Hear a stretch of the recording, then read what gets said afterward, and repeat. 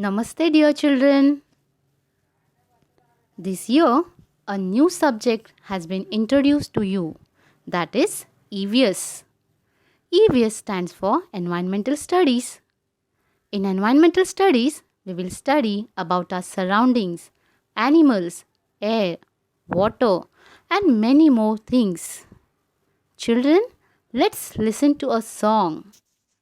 I like the flowers, I like the trees, I like the mountains, nature's all around me. I like the birdies, I like the butterflies, I like the quacky ducks, nature's all around me. I hope you enjoyed this lovely song.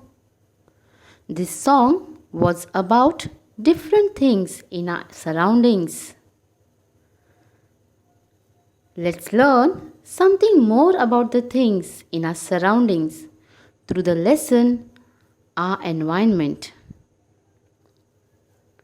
Children, when we look around us, we find many things in our surroundings. All these things form our environment. These includes trees, animals, insects, and a variety of colorful birds of different sizes. For example, a parrot is green in color, while a crow is black. A sparrow is tiny, whereas an eagle is big. Our environment has forest and barren lands. Barren land means a land on which we cannot grow or cultivate anything. It has rocks, houses, roads, and fields too. Our environment also includes mountains and hills. Mountains are bigger in height and steeper than hills. There are different types of water bodies, for example, rivers, canals, ponds. It also includes different types of trees, bushes, climbers, which make our environment beautiful. We human beings also are a part of this environment. Let us compare the two things which are found in our environment, a stone and a sparrow. A stone does not move from its place. Its place changes only if someone picks it up and moves it. Stone doesn't eat anything and hence cannot grow. Stone doesn't have babies either. It's not the same with the sparrow.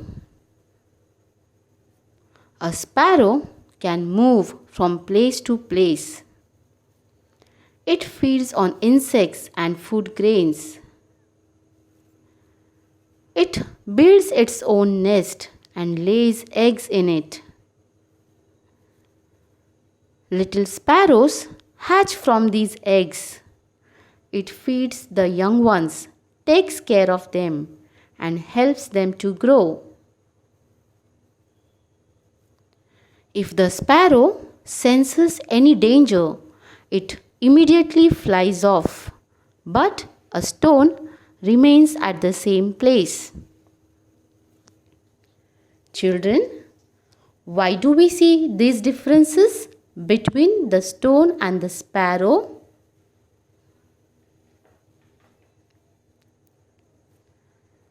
Correct.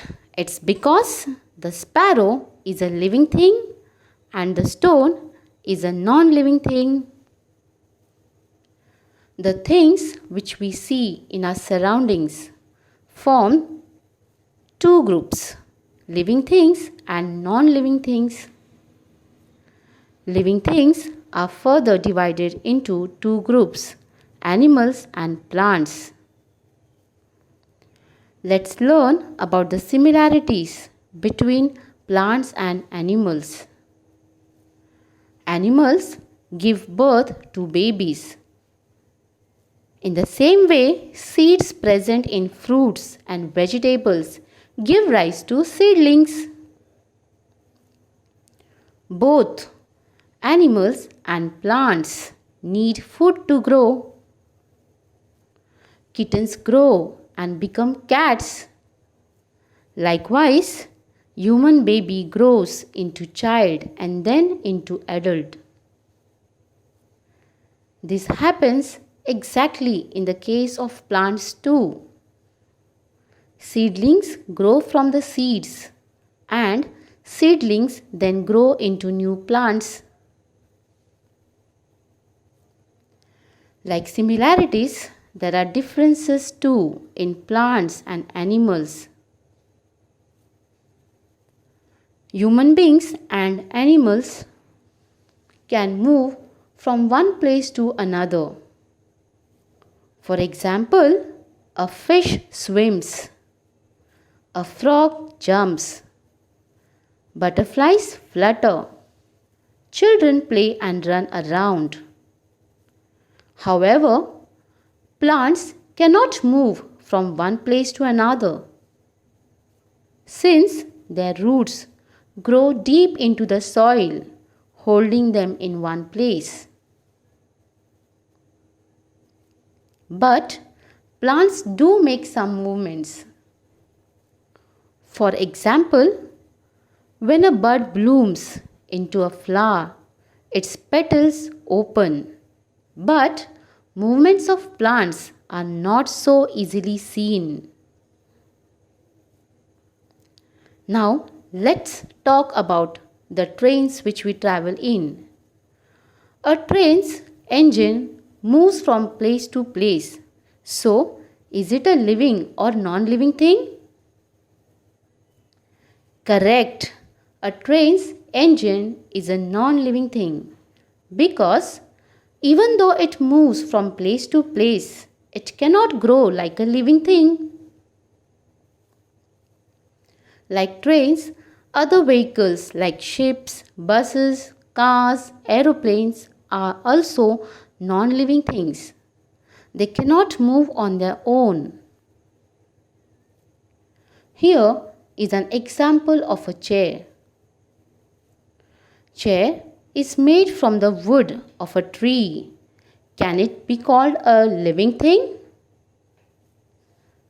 No, a chair doesn't need food as it never grows.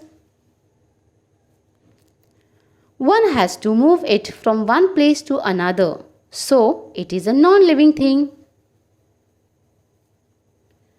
So children, we have learned today that there are many things in our environment. Some of them are living things and some are non-living things. Living things can move on their own. Living things need food. Living things produce young ones like themselves.